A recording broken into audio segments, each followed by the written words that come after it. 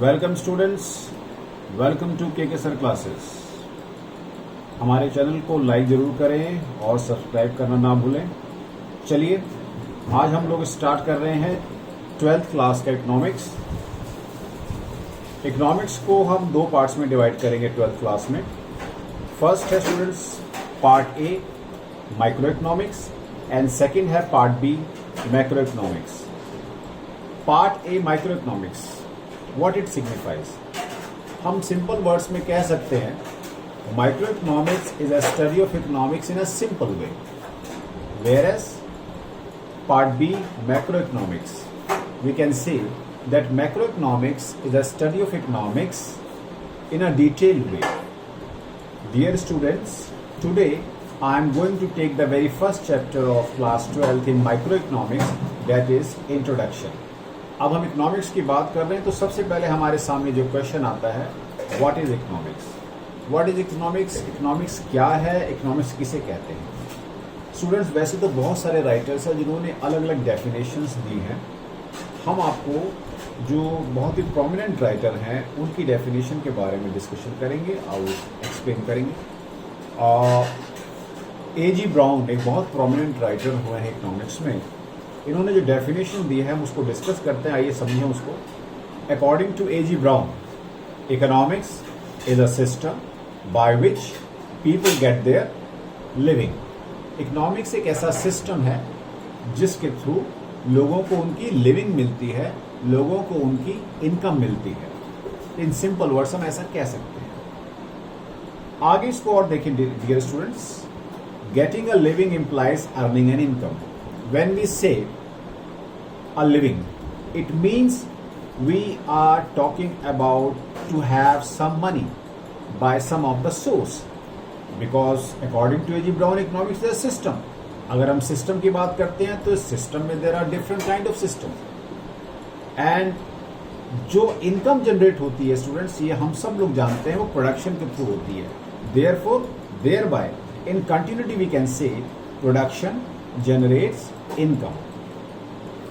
आप जब प्रोडक्शन करते हैं, चाहे वो गुड्स का करते हैं चाहे सर्विसेज का करते हैं, दोनों ही कंडीशन में जो प्रोडक्शन होता है वो इनकम को जनरेट करता है। तो it can be said that all the production units located within a given geographical area are called an economy. एक जियोग्राफिकल एरिया में एक पर्टिकुलर टाइम में जितने भी आपके यूनिट्स लोकेटेड होते हैं उन सभी यूनिट्स को कलेक्टिवली हम लोग एन इकोनॉमी कह सकते हैं। तो एक बार मैं रिपीट कर देता हूँ। इकोनॉमिक्स एक सिस्टम है by which people get their living. Are getting a living means earning an income, और इनकम कैसे जनरेट करते हैं आप, प्रोडक्शन के थ्रू। और किसी भी एक ज्योग्राफिकल एरिया में जो total number of production units होती हैं उन को कलेक्टिवली हम लोग क्या कहते हैं, इकोनॉमी। तो स्टूडेंट्स, आई थिंक हमने इकोनॉमिक्स का जो डेफिनेशन है उसको समझ लिया है। और भी राइटर्स हैं जिन्होंने अलग अलग डेफिनेशन दी हैं। फॉर एग्जाम्पल हम कह सकते हैं कई राइटर्स हैं जिन्होंने कहा कि economics is scientific study of consumer behaviour. It is right.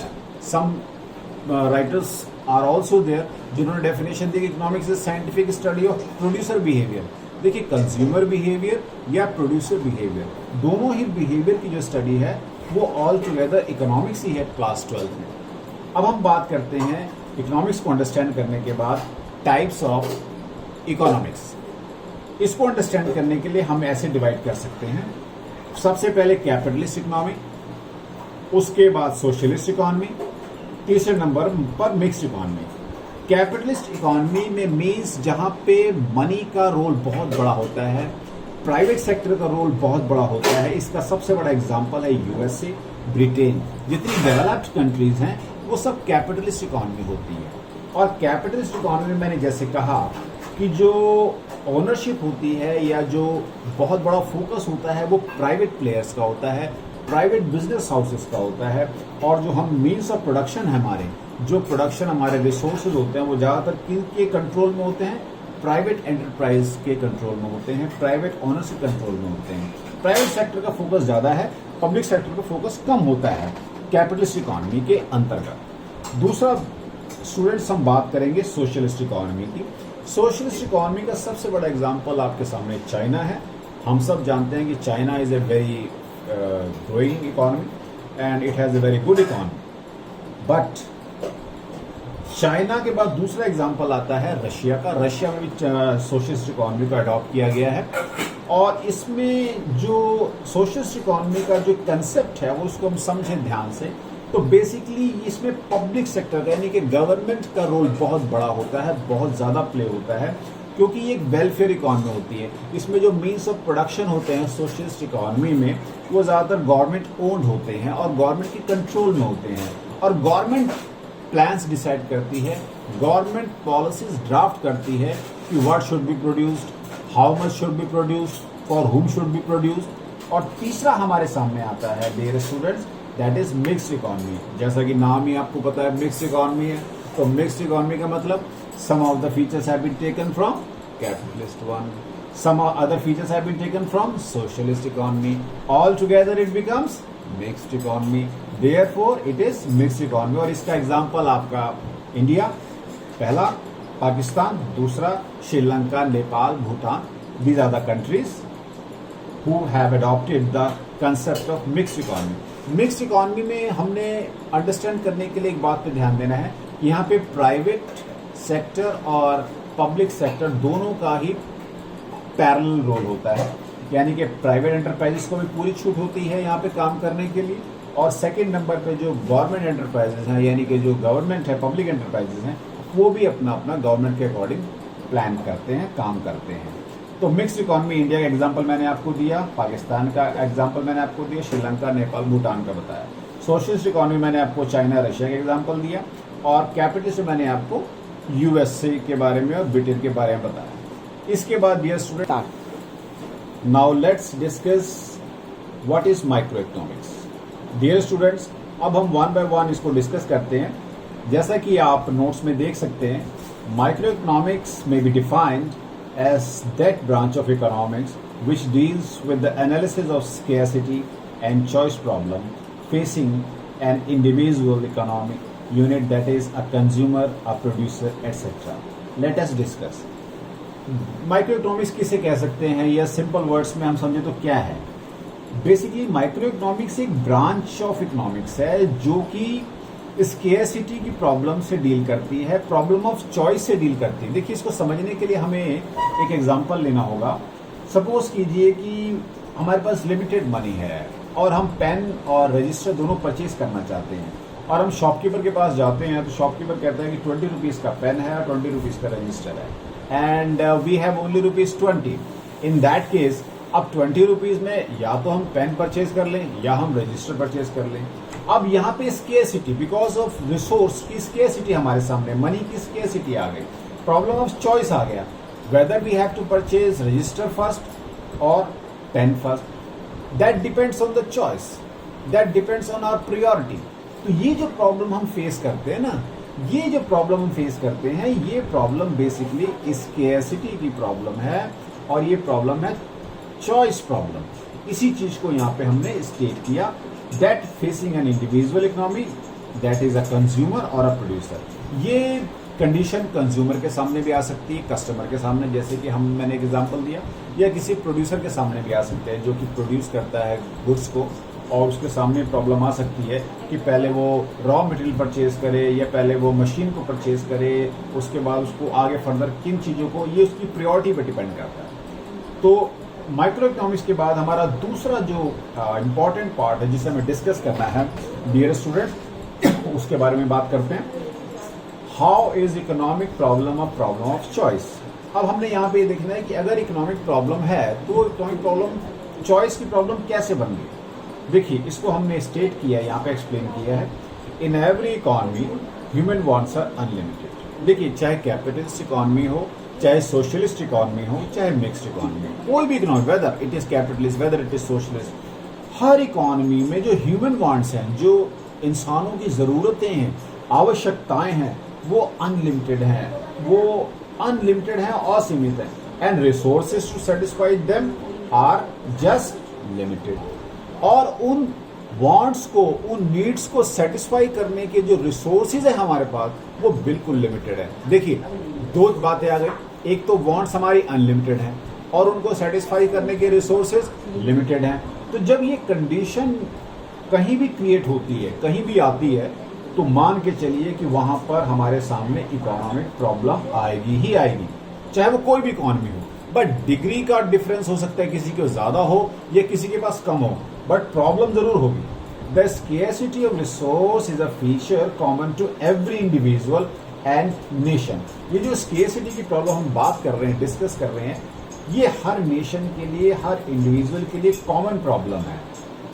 Scarcity give rise to the problem of choice. देखिए, जहां स्केर्सिटी, जहां पे कमी आती है ना, किसी पैसे की कमी हो, सोर्स की कमी हो, या हमारे पास कोई रिसोर्सेज अवेलेबल नहीं है, तो जहां भी स्केर्सिटी आएगी तो वहां पे प्रॉब्लम ऑफ चॉइस आ जाएगी कि पहले मैं ये परचेज करूं या वो परचेज करूं। इस कंडीशन को हम कहते हैं स्केर्सिटी की प्रॉब्लम, या और डिफाइन वे में कहें, हम कह सकते हैं कि problem of choice. Making that is how to make best possible use of the available resources. It is basically कि जो रिसोर्सेज हमारे पास अवेलेबल हैं उनको हम बेस्ट टू बेस्ट यूज कैसे कर सकते हैं, मतलब लिमिटेड रिसोर्सेज के साथ हम अपना मैक्सिमम यूटिलाइजेशन कैसे कर सकते हैं।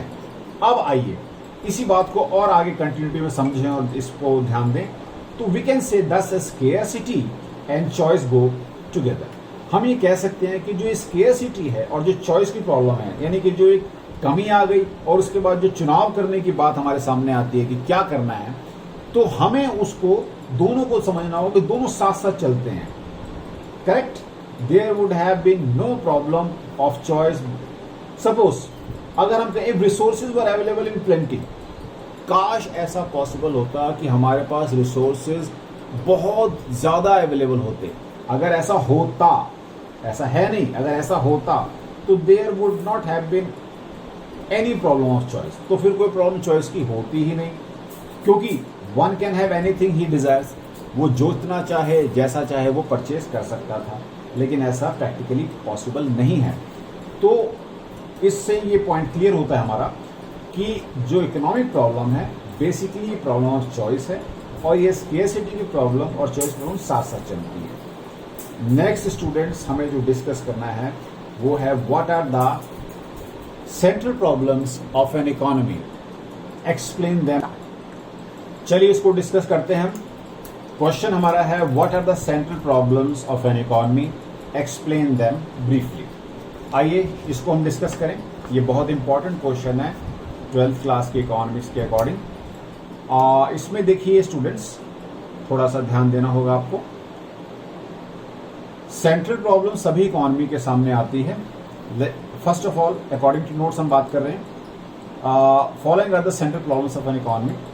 सबसे पहली सेंट्रल प्रॉब्लम जो सभी इकोनॉमिस्ट के सामने या सभी इकोनॉमी को फेस करनी पड़ती है, that is what to produce. क्या प्रोड्यूस करें? देखिए, ह्यूमन वांट्स आर अनलिमिटेड।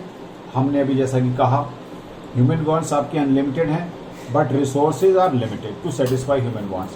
लेकिन उन वांट्स को सेटिस्फाई करने के लिए जो रिसोर्सेज हैं वो just they are limited to satisfy those human wants.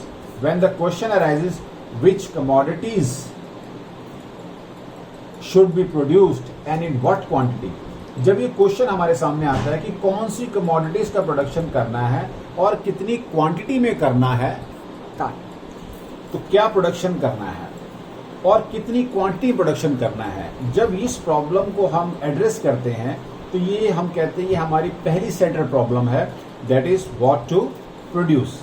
Now dear students, come to the second point, that is how to produce. In this problem we have to discuss, basically this problem is related। देखिए word थोड़ा सा यहाँ पे cut हो रहा है, मैं आपको बता देता हूँ। ये जो वर्ड है this problem is related, this problem is related, इसको हम नोट कर लें यहाँ पे, it is related, okay? ये वर्ड related है। This problem is related with the technology for producing a commodity। यहाँ भी एक कटिंग आ रही है, इसको भी हम ध्यान देंगे। Producing a commodity, ये जो सेकंड वर्ड जो कट है ये यहाँ पे है COMMODITY, commodity। ठीक है स्टूडेंट्स? तो हाउ टू प्रोड्यूस में हमें डिस्कस करना है कि this problem is related to technology for producing a commodity. See, economy has to choose the best combination factors of production and technique to produce a good or a service. Economy हमेशा जो best combination होता है production का, उन factors को choose करती है, उस टेक्निक को चूज करती है प्रोड्यूस करने के लिए किसी भी गुड्स को, सर्विसेज को। क्योंकि इकोनॉमी का ये हमेशा एक बेस्ट एफर्ट होता है कि हम वो कॉम्बिनेशन फैक्टर्स का लें, वो टेक्निक अडॉप्ट करें जिससे हमारे goods and services minimum cost पे लोगों के लिए अवेलेबल हो सके। तो ये प्रॉब्लम हमारी हाउ टू प्रोड्यूस में हमें ये डिस्कस करना है कि किस टेक्निक का प्रोडक्ट यूज करें, किस फैक्टर्स ऑफ प्रोडक्शन को यूज करें प्रोडक्शन के लिए। जब हम ये डिसाइड कर लेते हैं कि हमें इस टेक्निक को यूज करना है, इन फैक्टर्स ऑफ प्रोडक्शन के साथ हमें जो है प्रोडक्शन करना है, तो एक तरीके से हमने एड्रेस किया हाउ टू प्रोड्यूस। तीसरा जो हमारे सामने सेंट्रल प्रॉब्लम आता है 12th क्लास के स्टूडेंट्स के जो डिस्कस करना है, वो है for whom to produce. Dear students, the next problem of economy is who will consume the goods and services. ये प्रॉब्लम आती है कि हम जो प्रोडक्शन करना चाहते हैं वो किसके लिए करना चाहते हैं, यानी कि जो गुड्स एंड सर्विसेज इकोनॉमी में होंगे, उन गुड्स एंड सर्विसेज को कौन कंज्यूम करेगा, अ फ्यू रिच पीपल और मैनी पुअर। ये अपने आप में एक बर्निंग क्वेश्चन है और इस क्वेश्चन को डिसाइड करने के लिए बहुत इकोनॉमिक प्लान्स बनाए जाते हैं, पॉलिसीज तैयार की जाती हैं। उसके बाद ये डिसाइड होता है कि हमें कितने गुड्स एंड सर्विसेज या कितने रिच क्लास के लिए, कितने पुअर क्लास के लिए, कितने मिडिल क्लास के लिए, कितने लोअर मिडिल क्लास के लिए या कितने अपर क्लास के लिए बनाने हैं। जब हमें इस प्रॉब्लम को एड्रेस कर देते हैं तो हम कहते हैं कि फॉर होम टू प्रोड्यूस, ये प्रॉब्लम हमारी डिस्कस हो गई। डियर स्टूडेंट्स, आज की क्लास में हमने सेंट्रल प्रॉब्लम्स तक डिस्कस किया है।